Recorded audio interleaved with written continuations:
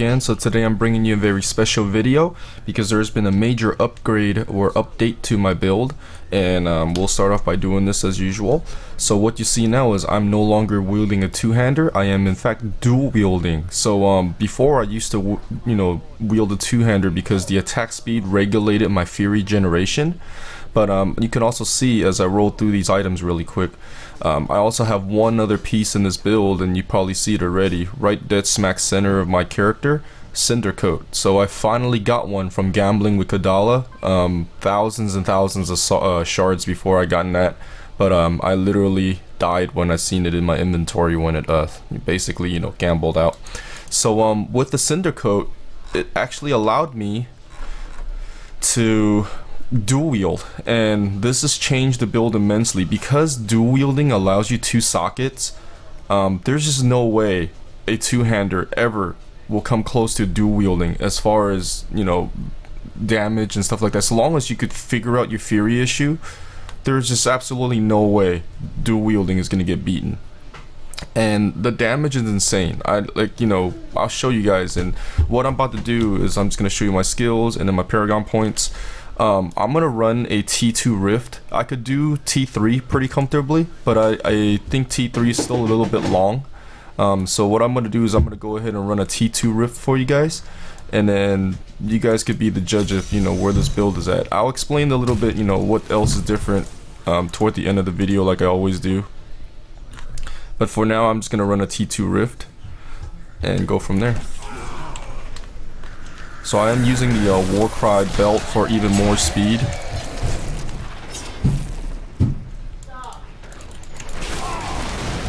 I am using Avalanche. It's part of the Fury generation required for dual wielding. This is a T2 Rift, and it's simply amazing fun. I found a whole plethora of one-hand weapons that are all viable. I actually have a Thunder Fury in my stash that I'm not using right now because it's not as bad DPS. It's actually like almost 2200 DPS. But this mighty weapon here, actually with a 33% increase in crit damage, I think does more for me with bloodshed procs than the Thunder Fury's procs will. Because 5 extra targets for 300%, it's not as good. Oh, conduit. Oh, gotta stay for that.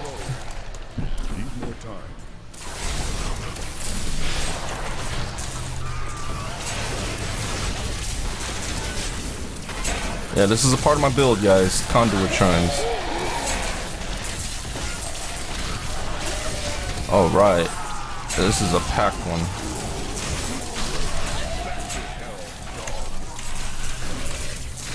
That guy was Brazilian. I actually had to hit him.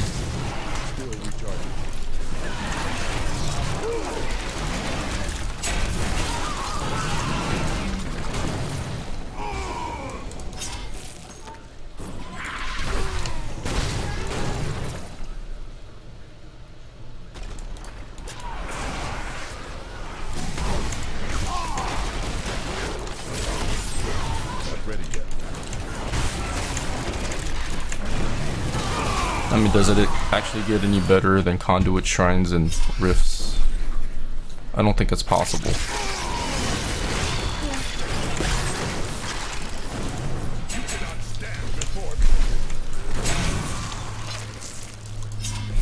Need more time.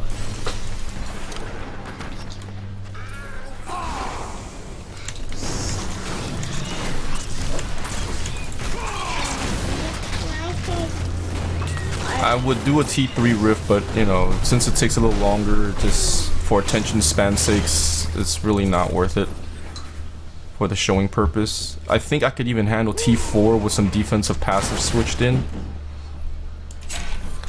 Oh, this is an empowered shrine. It's just not for. Oh, I got the chest belt that doubles your DPS. Those are like prime swap gear for when the final Rift boss comes out. Just like walk by a chest, pop it, because no longer would you need to sprint anymore. This gear swapping is such an issue right now because there's so many items that make sense when you gear swap. I mean, Nemesis bracers, you see me use a couple times already. See, if I had the shrine gloves, and this is the one thing I brought up to people's attention, the shrine gloves are so freaking OP. I mean, I could keep like empowered shrine forever, and there's like, I wouldn't even need avalanche for fury generation at that point. Like, it's just ridiculous. And if I get the movement speed with the fleeting, and then I get like, say, frenzy, I mean, it's so OP in one glove. My mage fists are amazing, and it makes it look like a complete piece of crap. And I'm not happy about that, because I, you know, had to build around my entire fury situation enough so that, you know, I already said when I get the Cinder Coat, it's gonna be amazing. And I finally get it. It was like a lot of work to get there. I could have just farmed Act 2 for a Shrine Glove and literally be like way more efficient than I am now, which is retarded. Like, I would have just, I don't know. That's enough of that glove. That glove is just stupid. I could have Wrath of the Berserker Rep with 50% more damage instead of Avalanche, and I'd be critting like 30 mil right now. Because you could get it down to about 8 seconds worth of cooldown if you were to use Wrath of the Berserker with the Empowered Shrine and a lot of cooldown gear. Oh, the last 25% was pretty long. There's just not enough clusters of mobs. These open field maps are pretty pain in the ass to funnel things together.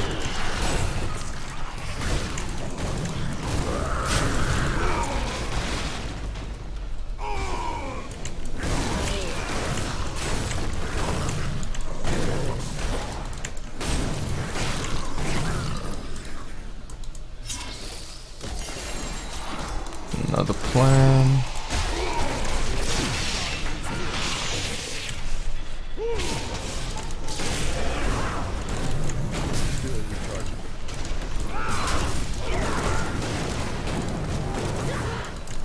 So the strategy of this build is to hit things with Hammer of the Ancients. I mean, quite literally. It just, you know, once you figure out your Fury situation, you just hit stuff with Hammer of the Ancients. Quite easy to play. Left click.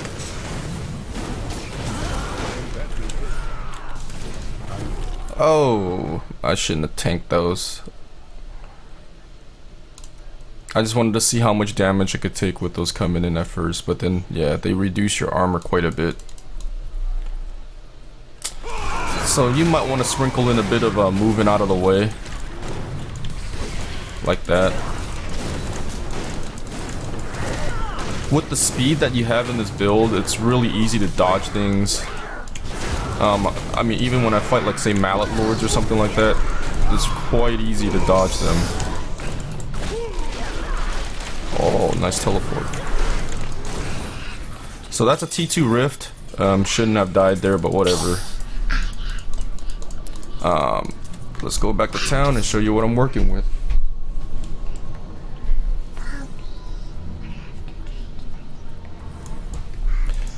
So basically with the items, you know, Ring of Grandeur, basically I still want crit chance on this, but then the average damage is actually quite high, and it actually makes a lot of the crits go a lot higher. So I actually don't mind that roll for now, as it's quite expensive to really get that re-rolled. You can actually just get topazes that are imperial size and then just upgrade them to the next level for 300 grand, and that's what I've been doing to really save up on my bank account, because I started Reaper of Souls with like about 157 mil. I'm down about 40 mil right now, but you know what, everything mostly is just gone into gems. Gems are about 10 mil a piece, so I got about 5 of those right now, so most of it has been recouped as far as cost goes. But Ring of Grandeur allows me to actually wear my 2-piece IK to get the 3-piece bonus, which allows me once again to get further generation of Fury. I really wish there was other options for Fury Gen right now, because this is the only this is the only set or anything in general that gives Barb's generation. Like, they really need to give an effect so I could get away from the IK set. I mean, it's not a problem. IK is not bad. It's just that, you know, I want to be able to mix and match, but you know, we'll do what you can. So this guy here just purely to support the IK set, because the belt, in my opinion, and I'm just gonna give a shout out to Al Kaiser right now. I don't know him personally, but I've seen his stream, and that guy by far has like the fastest Barb that I've seen on Twitch, and there's just no other Barb right now in comparison to his speed. And you know, after watching his videos, it's just, if you want to be efficient, you're gonna have to work this belt in, right? You can't just rely on, like, say, sprint marathon without secondary resources. In fact, I'm willing to give up my strong arms now for the speed bracer, where I would break stuff and it'd go faster, the wearer signs or whatever. With that, this and sprint, that's going to give you the fastest clear speeds. And if you cannot work this belt into your build is not efficient. That's just bottom line. Your build is not efficient. You have to have the belt along with Run Like the Wind. You can maybe in a Rift use the RoS set, and the RoS set, which will give you, you know, charge with every rune, allow you to dash through things quite quickly.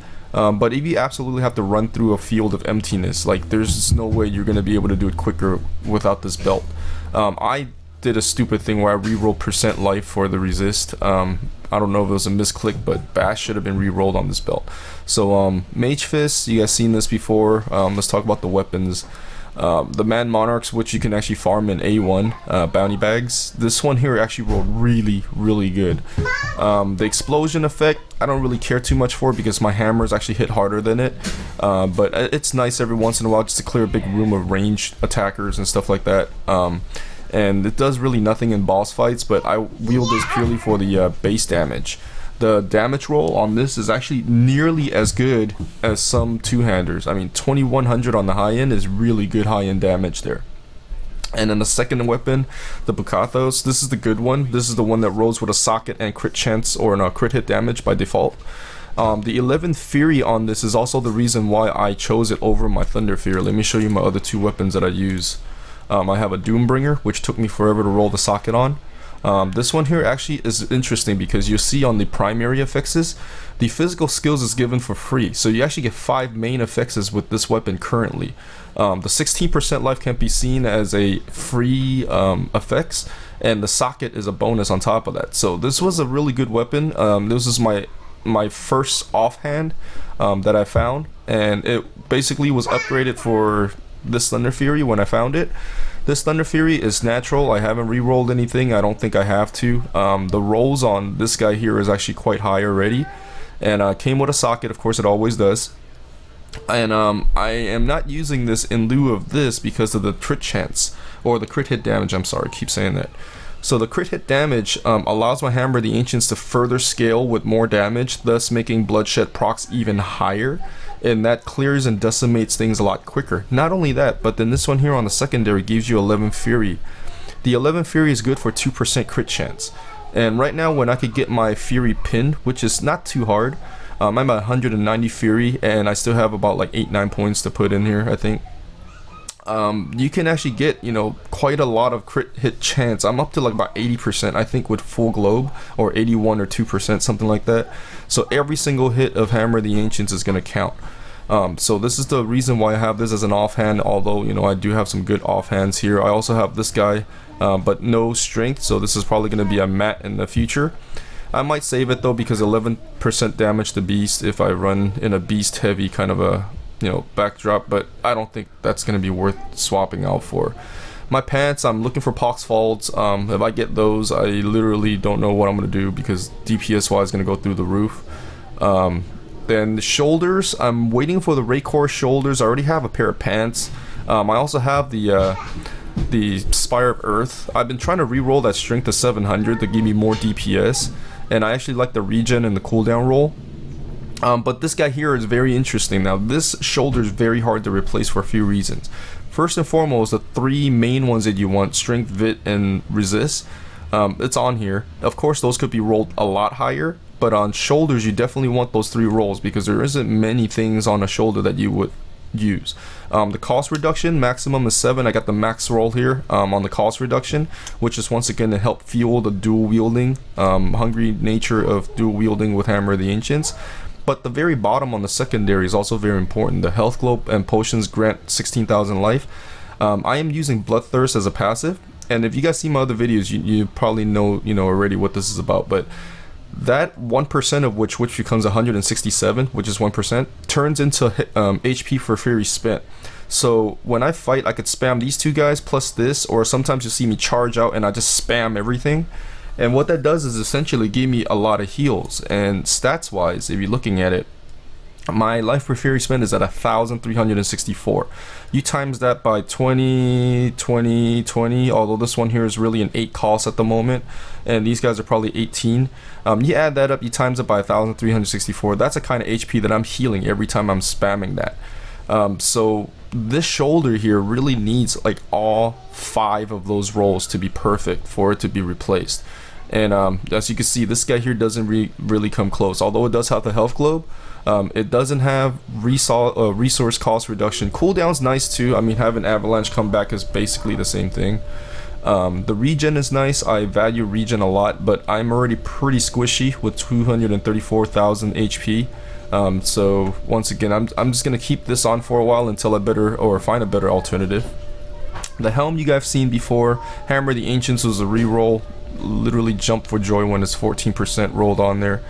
I'm working on the 3 sockets for this. Right now 2 is fine. I don't know if I want to waste like all of 19 of my souls on this at the moment. But this guy rolled really well. This got physical resistance because the primary roll on this unit or this item here, the fire skills, is not free. So you can really only pick 2 other primary effects along with sockets to go with this unit or this item. And Vit is nice for me because I'm pretty low on Vit, and I'm pretty high on resist already, so this actually worked out fine. And because the secondary effects is really boost that the lack of resistance, having Vit in primary and in 148 physical resistance, this is a godsend. This is one of the better rolled or best rolled armors that I can ask for when it comes to Cinder Coat. I just need the 3rd socket. And of course, you've seen the belt. I foobarred the belt by rolling percent HP instead of bash damage because I'm a genius. And then on the bottom there you also see 12 maximum fury. Once again, is going to add to the fury count. Pants, once again, pox falls. These guys here are really outdated. The 283 strength is really hurting me right now. I really wish I could find a higher strength version of these, but it's no biggie. Amulet, I'm still looking to get a higher strength and fire damage. I could lose the Vit here and get the same rolls. And this one comes with arcane resist. Arcane is really easy for me to tank right now, so I'm actually quite happy with this amulet for now. The bracers, once again, I'm looking for the speed bracers. Once I get that, I'll probably switch out some things to make it so it's gonna synergize with the speed most likely. This ring, this is the only legacy item that's left in this build. It's absolutely essential whenever you're running a Hammer the Ancients build. There's just absolutely no downside ever to having a full globe of fury, so the more reduction that you can give for Hammer the Ancients, the better. You get maximum fury on this as well. This is the old damage, so basically whenever you have a weapon that has black damage, the 6% lightning skill actually adds to it, I believe. I forgot exactly how that math works out, but this is a really good ring. I mean, there's just no way for me to drop this if I'm ever running Hammer the Ancients. So that's it for items. This ring here, necessity, I'd say yes, just purely for the fact that I could charge my stuff fast enough. I could change this out for charge instead of invigorate. So when I pop this, I have about 16,000, and you guys notice I ran without the Templar, and I did that on purpose because I wanted to simulate as closely as possible. Right now it's actually a direct simulation of multiplayer play, and I didn't want the Templars regen and things like that, like the heals, to come into factor when I'm playing single player. So 16,000 regen, this is how you get through content. As you can see, guys, when I'm fully buffed, my damage numbers actually started to rise because now I've unlocked attack speed, so to speak.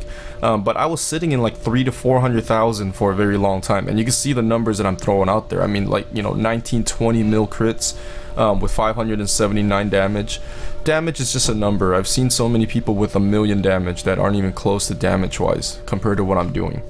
And I'm dishing out, you know, those crits in what every swing, and I'm doing 1.5 swings per second. It's just a number, guys. I keep saying this and people just, you know, they still focus a lot on this number. It's really about how you build your character.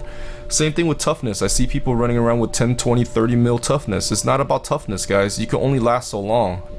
It's a buffer, you know. You want healing, and I got 48,000 healing right now. And if you don't have healing, you're not going to be able to do higher content. So I would recommend you guys figure out a way to heal yourself and not just tank the damage. You can build, like, you know, an immense amount of toughness to the point where you could outlast long enough for potions to keep coming back. It's just not a good, safe, viable way to do it. So basically, you know, focus on healing, and then toughness, just get enough not to get 1-2 shot it, and then basically go from there. And that's basically, you know, that. So let's talk about skills.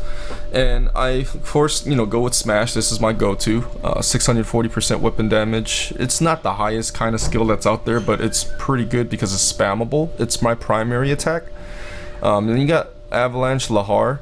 Lahar is, in my opinion, the best for when you're fury hungry and you just want it for fury. Like, I don't really care for the DPS in this skill. It's purely here for the damage. And when I'm playing on higher torments, though, I will switch this out and I will put in threatening shout, excuse me, and in its place I will put in superstition, and then I'll still keep rampage, because lahar, it cools down quicker because it's 15 fury spent. That's like every 2 hammers or every 3 seconds. I would cool it down by 1 second. And basically I would almost have this endlessly, especially if I'm spamming these for heals.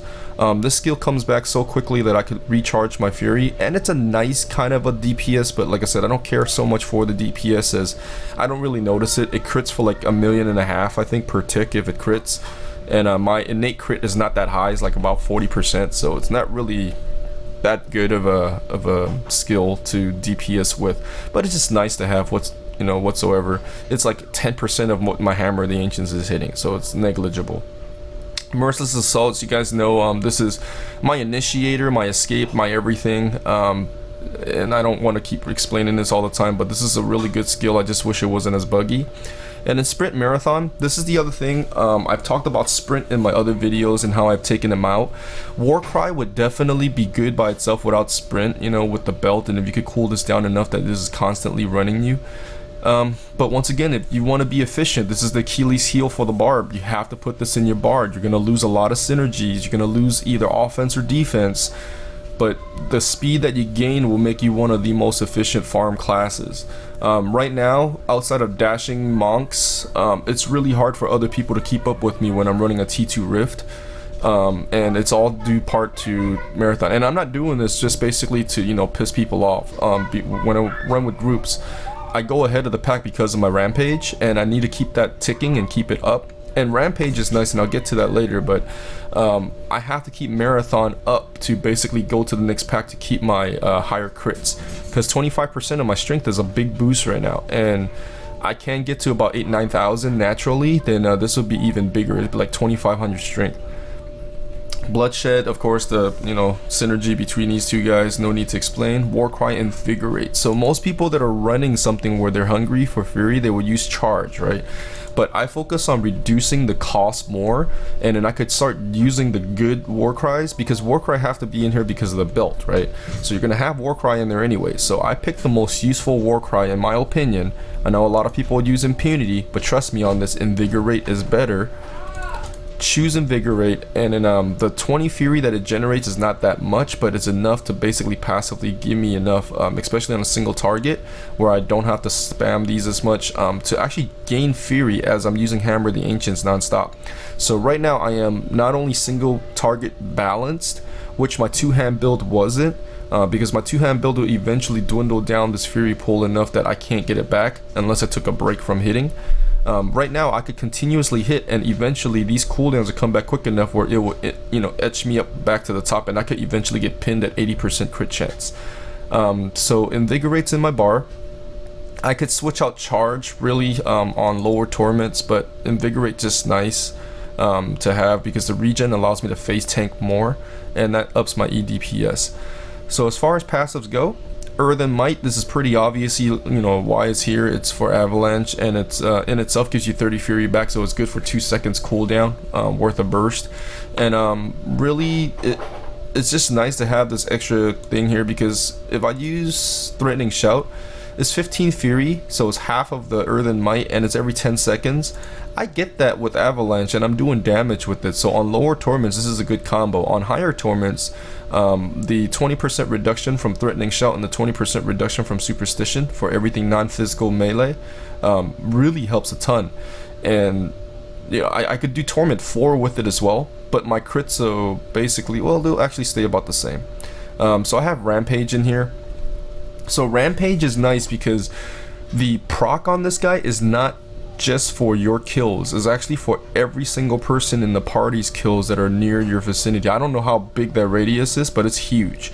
I could be running off and then you know, basically exploring the empty parts of the map while somebody behind, they're killing the things that have like, you know, 1% HP left or something, and then it would reset my counter. So the way that this skill works here, and I see a lot of people using this, but half of the people using this are using this wrong. If you do not have the run speed like I do in this video, you shouldn't be using Rampage, because Rampage will cool down so quickly and it does nothing for boss fights. You're better off putting something like Brawler, which will proc 20% damage. It's 5% less than the full stack of Rampage, but it's 20% damage almost every single time that you run into a mob. So throw Rampage in only if you have the speed. But the way that this works is there's an 8-second counter for every time that you kill something. Like let's say you kill 10 things right now, and then the 8 seconds is ticking down. When you kill your next pack to make it an 11 stack, the 8 seconds resets. So you have to really, you know, go on a rampage with Rampage to make it work.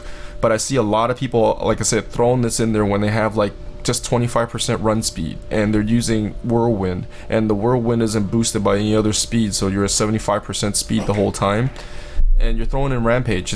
You're doing it wrong. Don't do Rampage unless you could keep the speed up. Unforgiving, you guys know why this is in, and Bloodthirst, as I was explaining earlier, I got 1300 life per fury spent. I think it's essential for high level torment play. If you don't have this in your build, you're gonna be healing with really bad choices. Regen and this are the two best heals right now for Barb by far. And with me switching to dual wielding, my life per fury spent is so good because the attack speed is quicker and I'm spamming more, you know, things at once. It's I don't know, it's overpowered. Like, I really wish two-handers were more viable, but it is just not gonna compare. Like, dual wielding with 2 sockets is so ridiculous. Blizzard, I don't think anybody from Blizzard watches my videos, but if anybody out there watches and then, you know, they have influence enough, just show them what I do, because like if they look at my progression from the weapons that I used to use, like this guy here, now I have a Scourge which I can re-roll the damage to be even higher. Like, I go from these weapons, you know, to dual wielding, and it just far surpasses what I can do with these guys. It's just no justification. Like, this damage boost here, it's nothing. I could get, like, on the main roll 200 more damage. Like, let's say if this is a 2750, like by far the best DPS roll, right? 2750 with, let's say, 1000 plus strength. This guy here gives me 680. This guy here gives me 662. That's like 1300 versus, like, what is this max roll? Like 1100. I get 200 more strength. I get 2 sockets giving me like 130 plus 130, 260. On top of which, you could still roll crit hit damage. I keep saying crit chance. Crit hit damage on these weapons innate. I mean, right now I'm having 293 crit hit damage compared to like 130. Like, come on. I really want to make two-handers work, and the proc on this guy is ridiculous. The proc on this guy is literally like, you know, when you're farming rifts, it's so much better than anything like this thing can do. Like, and this is 41%, which would come out quite often, but it's like, you know, seriously, you guys know where I'm getting at. So two-handers by far just completely junk. And before I go from this video here, of course, you know, I'm not gonna disappoint you guys if you guys have watched all the way through. Let's go take a look at my belt. And this is actually a decent one. I can re-roll. I like regen. It's only 119% damage increase though, so it'll get me to like 40 mil crits That's not bad, I guess. Okay, well, thank you for watching, guys, and I'll see you guys next time. Take care.